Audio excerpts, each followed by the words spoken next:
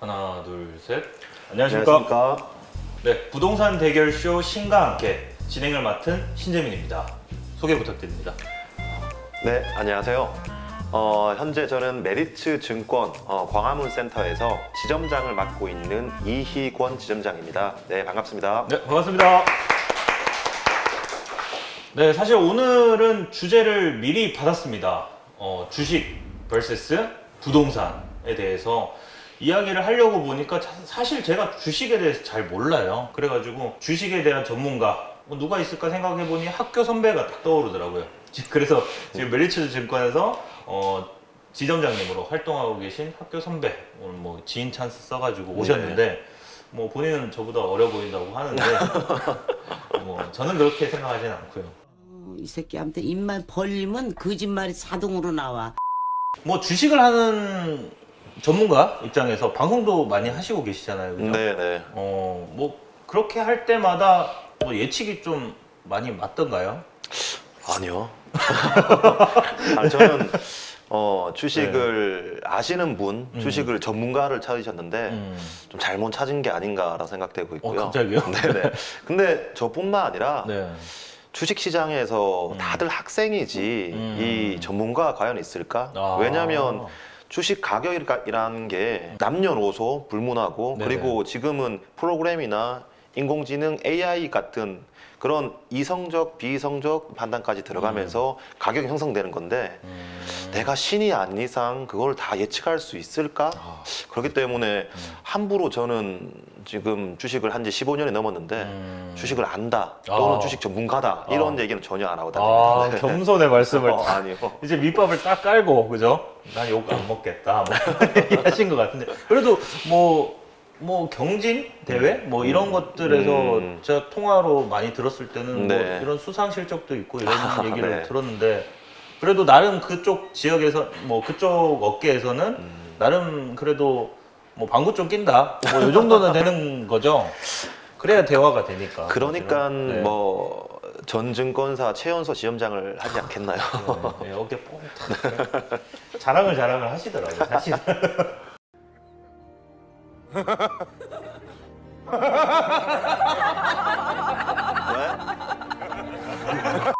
자, 일단 제 생각은 이래요. 뭐 사실 저는 부동산이 낫다. 뭐 투자를 하는 데 있어서 뭐 그럴 거고, 지금 뭐 지점장님께서는 주식이 낫다 이런 얘기를 하실 건데, 그죠?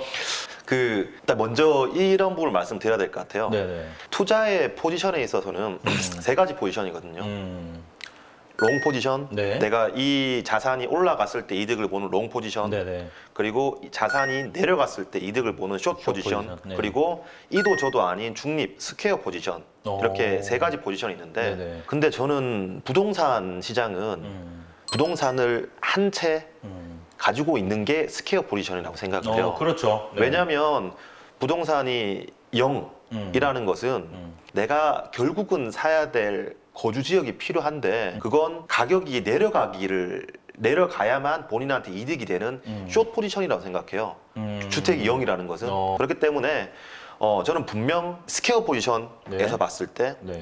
스퀘어 포지션, 그러니까 주식으로 따지면은 없는, 네네, 그리고 부동산으로 따지면 한 채 있는 이 스퀘어 포지션을 비교해 봤을 때는 뭐 서로 각기 장단점이 있겠지만 똑같은 0, 0일 때는 주식은 스퀘어 포지션이지만 부동산은 마이너스다. 숏 포지션이기 때문에 저는 당연히 부동산을 일단 스퀘어 포지션을 올려놔야 되는 게 전제 조건이다라고 생각하고 있습니다. 그러네요. 그분도 말씀하셨잖아요. 뭐 피터 린치. 그렇죠. 네, 네. 피터 린치가 주식하기 전에 집부터 사라, 이 얘기가 사실 그 얘기가 아닌가 싶고, 결국 스퀘어 포지션이 한 채라는 개념 자체는 인플레이션 정도는 같이 갈 수 있는 그 정도의 자산은 되어야 스퀘어다, 이 얘기를 하신 거네요, 그죠? 그렇죠. 자, 그러면 이제 정부의 비대칭성에 그렇죠. 대해서 한번 네, 얘기를 네. 좀 해보고 싶은데, 사실상 부동산에 대한 정보는 요즘 많이 오픈됐어요. 뭐 물론 특수 물건들은 잘 오픈이 안 돼 있지만, 결국 아파트 같은 경우는 오히려 일반 시민들이 더 많은 정보를 알고 계신 경우가 많거든요. 네, 네, 그 네. 지역에 사시면서. 네.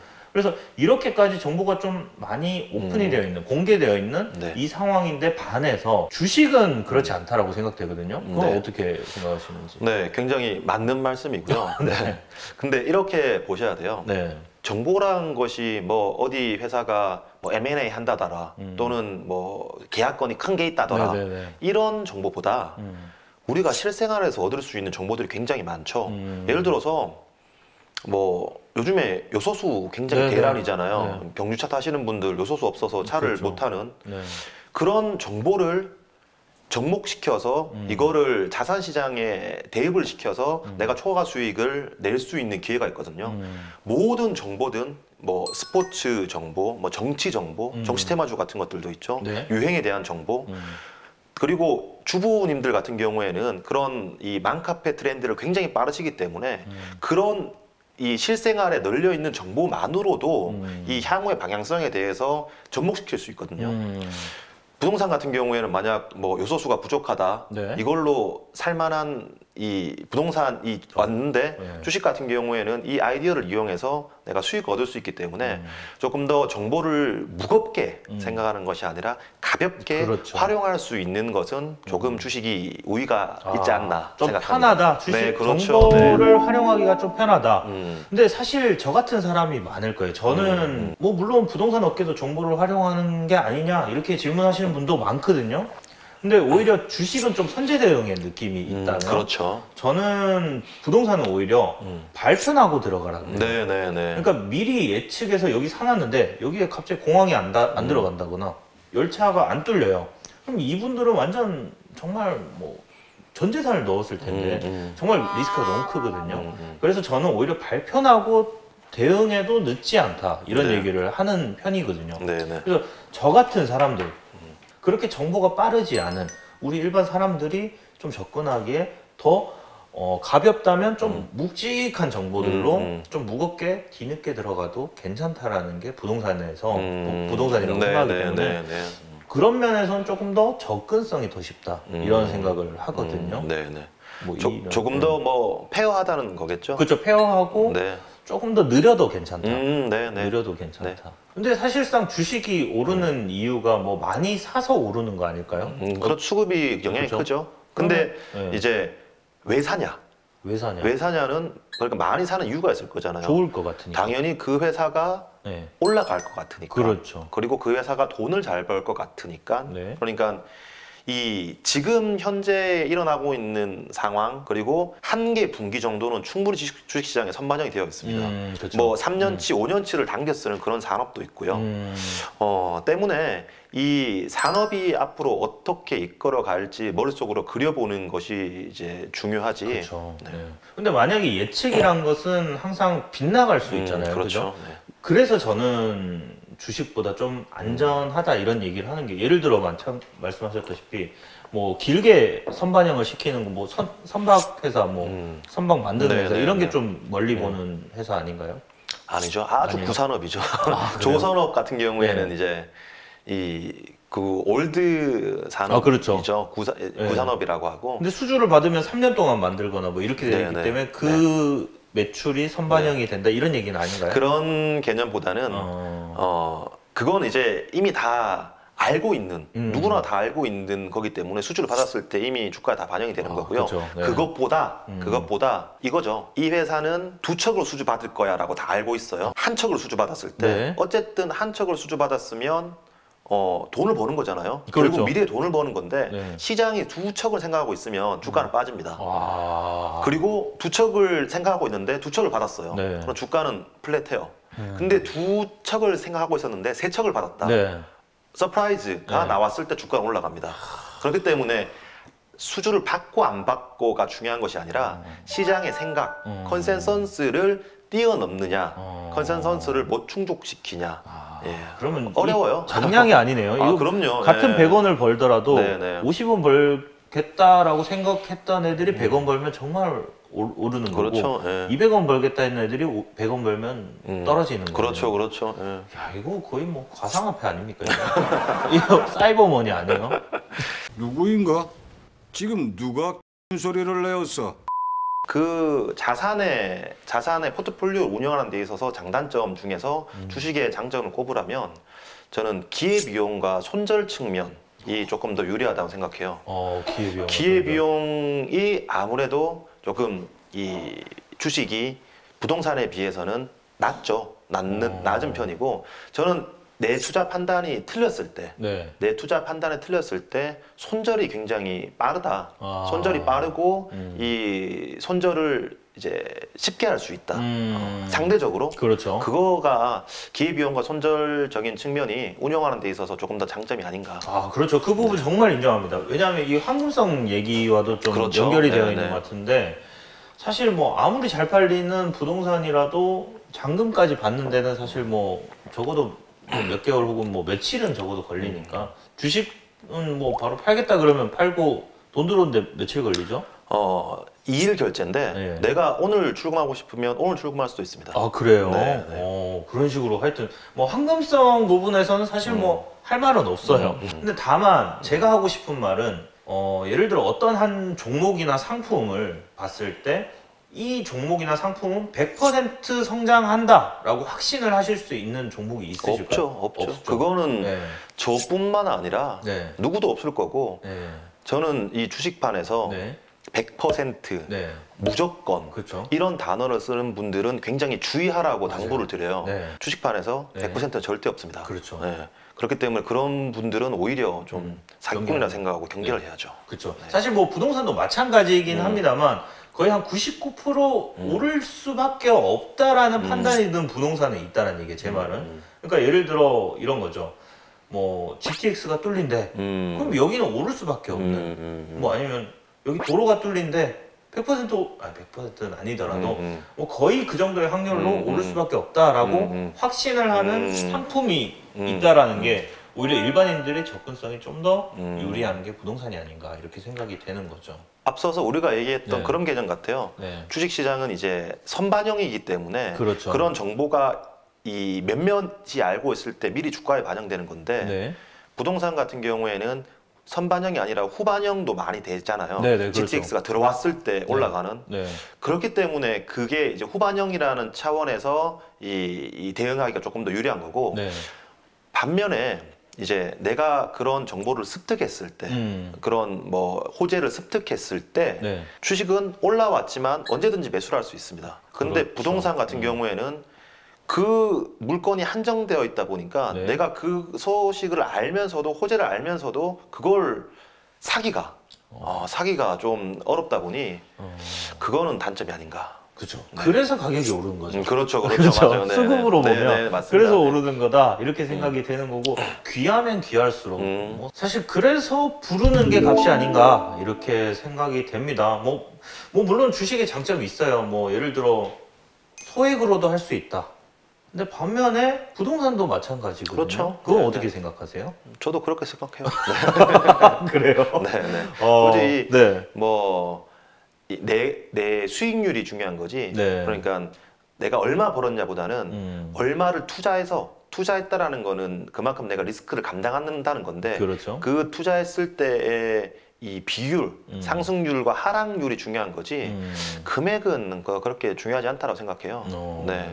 그리고 뭐 부동산 주식시장 내에서도 뭐 부동산 투자가 가능하죠. 뭐 그렇죠, 리츠 투자, 네. 뭐 리츠 투자를 통해서 안정적인 배당 수익률을 얻으려고 할 때는 뭐 만원 투자도 가능하고. 그렇죠. 네. 그렇기 때문에 그건 뭐 주식시장의 장점이라고 생각하지는 않습니다.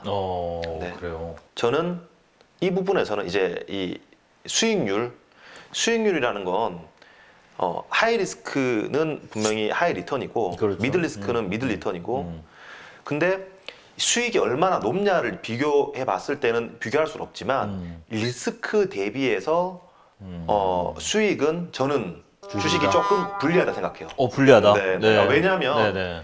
리스크라는 거는 다른 말로 얘기해서는 변동성이거든요. 그렇죠. 변동성. 네. 이 오르는 것도 변동성이고 빠지는 것도 변동성이에요. 네네. 이 크게 흔들리는 것 자체가 변동성이거든요. 왜냐하면 변동성이 생기는 이유는 생기고 나면 사람의 심리가 흔들리기 때문에 그렇죠. 그거 자체가 이제 리스크예요. 근데 변동성이 생기는 이유가 뭐냐? 매도가 쉽기 때문에. 네. 그냥 마음만 먹으면 하니까. 네. 그리고 그 매도가 다른 사람의 매도를 불러오기 때문에. 그렇죠. 네. 근데 아무래도 주식시장은 손절이 쉽다라는 장점이 있지만 매도가 쉽다라는 또 단점이 있기 때문에 이게 부동산에 비해서 부동산은 사실 진득하게 매도를 잘 하지 않잖아요. 근데 네네. 주식시장은 매도가 많다 보니 변동성이 많다. 그렇기 때문에 리스크 대비해서 수익률은 만약에 수익률이 비슷하다고 하더라도 제가 생각하는 리스크 테이킹은 주식시장이 막 높기 때문에 이 상대적인 측면에서 부동산이 조금 더 상대적으로 안정된 기대 수익을 얻을 수 있는 게 아닌가 객관적으로 생각해 그렇죠. 봅니다. 제가 하고 싶은 말도 사실 그 말이었어요. 그리고 네. 더불어서 지금 증권사에도 여러분들이 잘 모르실 수도 있겠지만 투자를 굉장히 많이 하고 있습니다. 이 부동산 맞아요. 아파트 네, 네. 건설을 할 때도 대부분 증권사 돈으로 굴러가거든요. 그래서 증권사에서도 결국은 이 부동산을 놓지 못하는 이유가 수익률이 크기 때문이다. 이런 얘기를 하는 거죠. 좋습니다. 근데 뭐 너무 인정을 잘 하셔가지고 너무 젠틀하게 인정을 하셔가지고 싸움이 안 되는데 지금. 왜냐하면 네. 사실 저도 주식을 되게 어려워해요. 네. 그리고 주식을 매일 주식 생각을 하지만 어쩔 때는 막 굉장히 치가 떨리면서 보기도 싫습니다. 그렇죠. 근데 그거는 못 피해요. 피할 수 없습니다. 때문에 주식 무조건 좋으니까 하세요 이렇게 말씀드리는 것보다 이 방송을 보시는 분들한테 이거는 장점이고 이거는 단점이고 이러한 요인이 있기 때문에 쉽게 생각하지 말라. 하지만 그런 요소들을 내가 다 파악을 했을 때 이 내 생각이 맞았을 때 얻는 그 리턴은 그 어느 보람, 어느 것보다 쾌감이 있다라는 걸 강조해드리고 싶기 때문에 무조건 좋다. 뭐 이거는 아니다. 라는 그렇죠. 차원에서 말씀드리는 거예요. 그렇죠. 사실 저희가 통화를 한 번씩 해보면 매번 똑같은 감정이 아니에요. 약간 한 번씩 보면 맞아요, 맞아요. 이 사람 예, 다중인가? 이 생각이 들 만큼 한 번 전화했을 때 기분 좋아 막 뭐 이렇게 전화를 받는데 한 번은 전화하면 야 좋겠다 좋겠다 이런 얘기로 전화 받는 근데 거죠. 예. 업계에서 네. 제가 그런 이 주식에 따른 이 사람의 심리의 변화, 행동의 변화가 가장 적은 편입니다. 아 그래요? 아니, 거기 도대체 어떤 분들이 근무를 하시는 어마어마합니다, 진짜. 아 그래요? 자 그래서 저는 한 가지 질문을 드리고 싶습니다. 뭐 어쨌든 오늘 뭐 서로 협력해서 뭐 한 가지 결론 내는 건 아니지만 저는 부동산 측에서 나왔고 좀 주식 측에서 나왔으니까 한 가지 질문해보고 싶은 게 부동산 투자하시고 계시죠? 그럼요. 네. 그러면 만약에 네. 최종적으로 나중에는 뭐 비중이 네, 네. 주식이 되어 있을 것 같습니까? 아니면 부동산으로 갈아타거나 뭐 이런 계획이 있으실까요? 저는 이제 목표하는 그 금액이 있거든요. 네네. 그 금액을 만들었을 때 그래도 1%라도 조금은 주식시장에 대해서 이해를 하고 네. 통계적인 확률이 1%라 높다고 생각하기 때문에 네. 저는 부동산보다 주식의 비중이 높을 거예요. 오. 다만 51대 49르더라도. 근데 네. 제 자식한테는 네. 자식한테는 너는 부동산의 포트폴리오를 높여라 라고 얘기를 해주고 싶습니다. 그렇지. 왜냐면 본인은 아시니까. 네네네. 본인은 네, 이 그렇죠. 네. 생태 흐름을 아시니까 네. 본인은 그렇더라도 자녀분들은 이제 이러한 가정 자체가 편치는 않았습니다. 아, 편치는 그렇죠. 않았기 때문에 자식은 그냥 아 좋습니다. 네. 기분 좋아 막. 뭐 이렇게 좋겠다. 좋겠다. 그 얘기가 결론 아닌가 싶어요. 사실 이게 네. 자녀분들은 이런 고생하지 말고 좀 편하게 돈 벌어라 이런 개념에서 얘기한다는 것 자체가 아마 부동산 쪽으로 조금 이제 기울지 않았나. 그냥 제 스스로 그냥 이렇게 생각해보고. 자 그러면은 한 줄평. 뭐 오늘 주식 vs 부동산 이렇게 얘기를 했는데 사실 이게 상품군도 다르고 이 자산을 그렇죠. 가지고 네. 싸운다는 것 자체가 맞아요. 사실은 네. 말이 안 돼요. 서로 네, 네. 좀 균형적으로 네, 협력을 네. 하면 제일 좋긴 하지만 그래도 주식의 입장에서 오늘 한 줄평을 남긴다면 어떤 걸 남기시겠습니까? 분명 주식이든 부동산이든 목적은 내가 돈을 벌자고 하는 것이고 그렇죠. 초과 수익을 최대한 리스크를 적게 지면서 초과 수익을 내자고 하는 겁니다. 네네. 제가 부동산 시장은 잘 모르지만 주식 시장에서 부동산처럼 주식을 한다면 조금 더 느긋한 마음, 함께 간다는 마음으로 투자를 한다면 주식 시장에서도 충분히 높은 수익을 끌어낼 수 있지 않을까. 아 그러니까 주식도 부동산처럼 한다면 초과 수익을 얻는 데 도움이 된다. 좋습니다. 좋은 말씀이시고 그럼 제가 한 줄평을 남겨보자면 뭐 주식 떼부자들 그 위에 어쨌든 조물주가 있겠죠. 조물주. 근데 조물주에 누가 있냐?